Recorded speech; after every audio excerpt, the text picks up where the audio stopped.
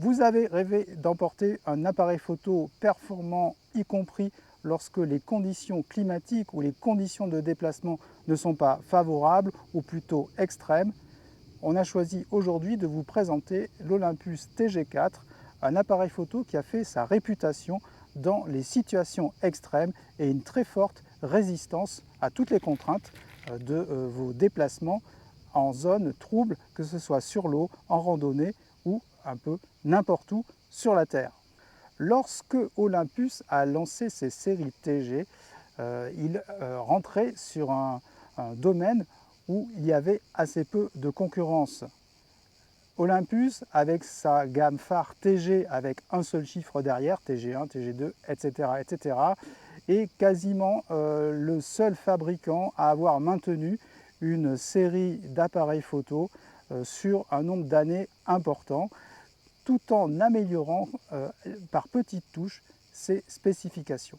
Alors bien entendu, il ne s'agit pas d'un appareil qui a des performances extravagantes, mais juste un compromis entre la résistance au choc, la résistance à l'eau, et puis des performances assez proches d'un appareil expert, même s'il n'en dispose pas de toutes les caractéristiques. Avec ce TG4, Olympus avait marqué un coup quand même décisif en matière de qualité d'image, même si ces appareils TG n'ont jamais été réputés pour l'excellence de leur rendu photographique, tout simplement parce qu'on a un compromis technologique qui est fait sur cet appareil. L'objectif 25-100 mm qui ouvre à 2.0 en grand angle est un objectif périscopique qui se trouve à l'intérieur du boîtier de l'appareil photo et donc qui a des contraintes techniques qui ne sont pas les mêmes que celles d'un zoom qui se déploie. Mais c'est l'étanchéité de cet appareil qui est au prix de ce choix technologique. On a un appareil qui permet de résister jusqu'à 15 mètres d'immersion et une chute jusqu'à 2 mètres de hauteur. Ça nous en fait un appareil qui est idéal pour les baroudeurs ou pour tous ceux qui veulent amener un appareil photo dans leur sortie sportive. Donc effectivement, il n'y a pas de zoom qui se déploie sur cet appareil. On a des caractéristiques avec ce TG4 qui passe un pas supérieur avec l'arrivée du format RAW, une nouveauté importante dans le monde des appareils photo étanches, puisque c'est quasiment le seul à ma connaissance à proposer ce type de caractéristiques, même si on peut trouver chez certaines caméras d'action la même fonctionnalité, mais là on est sur un appareil photo avec des caractéristiques d'appareil photo. Le TG3 avait introduit un nouveau capteur 16 millions de pixels BSI CMOS, et là ici, en lui dotant de cette fonction RAW, on a clairement une fonctionnalité qui va permettre de maintenir cet appareil dans un niveau de qualité important encore pas mal d'années grâce à l'utilisation de logiciels tiers en utilisant Photoshop ou des logiciels comme Photolab. Grâce au format RAW, on peut continuellement améliorer les photos qu'on a prises grâce aux algorithmes et aux technologies qui sont embarquées dans ces logiciels. On évite donc d'utiliser les processeurs qui sont embarqués dans les appareils photo. Eux n'évoluent pas et qui, la plupart du temps, ne font que dégrader la qualité d'image prise par l'appareil.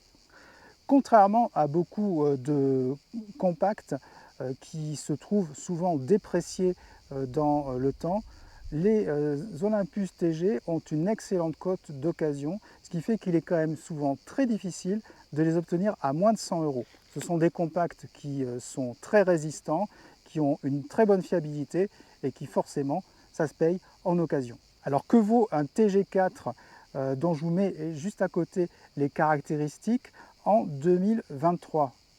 C'est un appareil qui finalement ne souffre pas de réels défauts.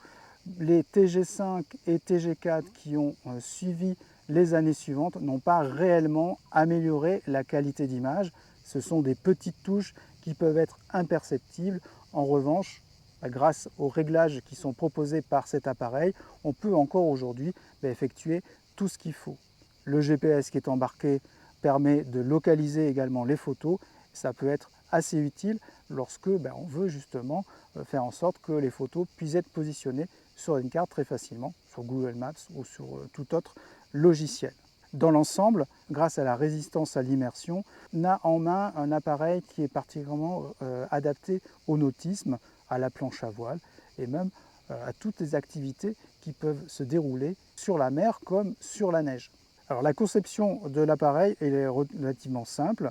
On a sur le devant, alors moi j'ai installé une bague spéciale, on a sur le devant l'objectif avec une bague qui peut être enlevée et on peut très facilement y installer une bague supplémentaire, soit pour des compléments d'objectif, soit pour mettre un filtre, ce qui est pas mal. On peut mettre un filtre polarisant en particulier et même un bouchon pour protéger l'objectif. Sur cette partie-là, il existe même un flash annulaire qui permet de profiter des excellentes capacités en photo macro. C'est d'ailleurs une des très grandes qualités de cet appareil photo. Encore aujourd'hui, il fait bien mieux que pas mal d'appareils bien plus récents. Les différentes connectiques sont accessibles avec des trappes à double protection.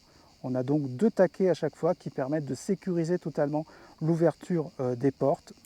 Comme ça, l'appareil est malheureusement certes alimenté en USB, mais avec un câble spécifique. On n'aura donc pas un USB, un micro USB, un mini USB ou un USB-C sur ce type d'appareil. Il faudra utiliser le câble qui est fourni par Olympus. La batterie a une autonomie, on va dire, suffisante, même si ce n'est pas forcément la meilleure des qualités de cet appareil.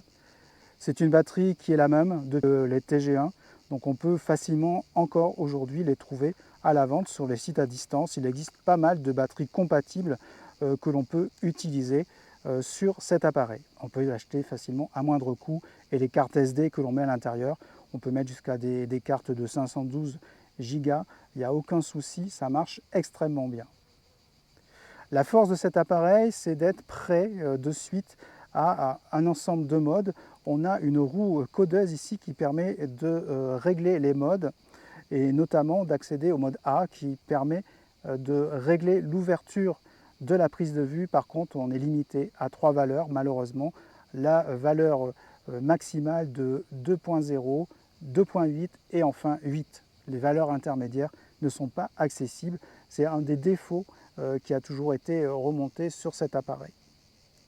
Le TG4 modifie légèrement les modes accessibles. On a 2 modes configurables qui permettent d'être rappelés comme ça, juste en sélectionnant la roue, en la positionnant sur C1 ou C2. Ça, c'est quand même un plus pour pouvoir avoir des réglages accessibles facilement. Et on a d'autres possibilités comme le fait de pouvoir accéder au mode scène. Il y a tout un ensemble de choix possibles avec quelques-uns en plus sur le TG4 par rapport au TG3. Personnellement, je ne m'en sers pas trop, mais il offre quand même des réglages qui permettent de simplifier clairement la prise de vue, notamment avec des modes mer, notamment, qui permettent d'améliorer la prise de vue et la qualité d'image. Si vous retombez sur des essais qui ont été effectués au moment de sa sortie, immanquablement, vous êtes tombé sur un certain nombre d'inconvénients, comme la qualité et la définition de son écran de visée. La qualité en elle-même est plutôt pas si mauvaise que ça, avec 460 000 pixels. Par contre, effectivement, c'est un des reproches qui a été fait très régulièrement à cet appareil, de ne pas avoir eu une mise à jour par rapport au modèle précédent. Alors, si la prise à main est de toute façon excellente, avec les accès aux différents réglages au dos de l'appareil, si la qualité d'image est aussi très bonne au final, en regard de toutes ces possibilités, il y a malgré tout quelque chose que l'on va pouvoir regretter de toute façon. Ce sont les possibilités de prise de vidéo qui sont figées à une définition Full HD à 30 images par seconde. Alors ça peut être un défaut si on souhaite faire des prises de vidéo sous l'eau. Malgré tout, si vous avez également un smartphone, vous pourrez de toute façon faire de belles vidéos avec votre smartphone dans toutes conditions.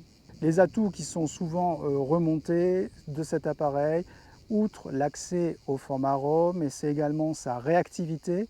C'est vraiment un appareil qui répond très bien. Les capacités en macro-photographie vraiment extrêmement performantes.